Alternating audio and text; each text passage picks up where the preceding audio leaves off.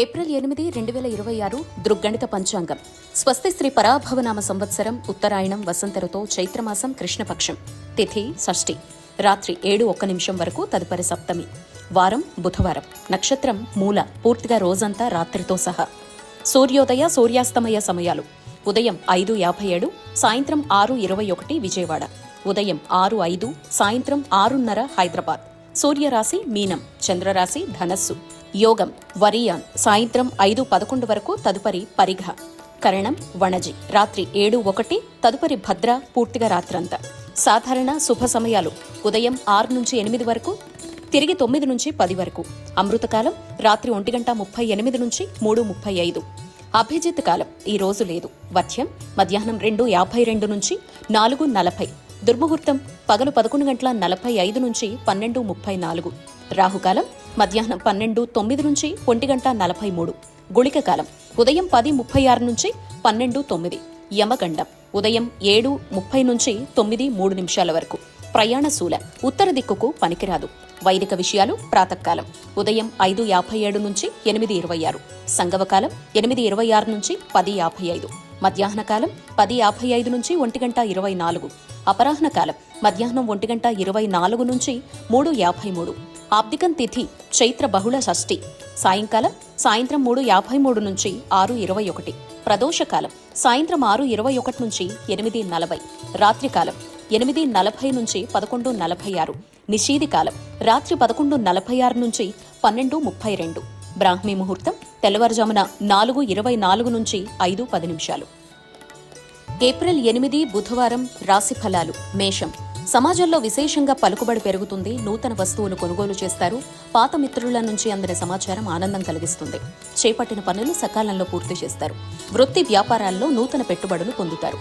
ఉద్యోగస్తులకు పదోన్నతులు పెరుగుతాయి. వృషభం. ముఖ్యమైన వ్యవహారాల్లో శ్రమకు తగ్గ ఫలితం దక్కుతుంది. నూతన కార్యక్రమాలకు శ్రీకారం చుడతారు.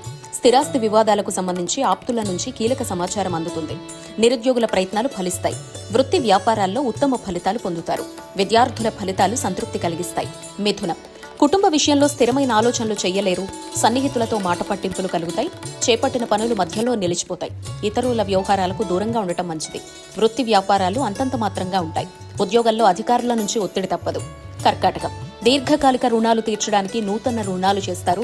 ఆర్థిక పరిస్థితి కొంత మందగిస్తుంది. దూర ప్రయాణ సూచనలున్నాయి. కుటుంబ సభ్యులతో కలహ సూచనలున్నాయి. దైవ సేవా కార్యక్రమాల్లో పాల్గొంటారు. వృత్తి ఉద్యోగాల్లో అధికారులతో మరింత అప్రమత్తంగా ఉండాలి. వ్యాపారాలు మందకొడిగా సాగుతాయి. సింహం. గృహంలో వివాహ శుభకార్యాలు నిర్వహిస్తారు. ఆర్థికంగా మరింత మెరుగైన వాతావరణం కనిపిస్తుంది. చేపట్టిన వ్యవహారాల్లో ఆశించిన పురోగతి ఉంటుంది.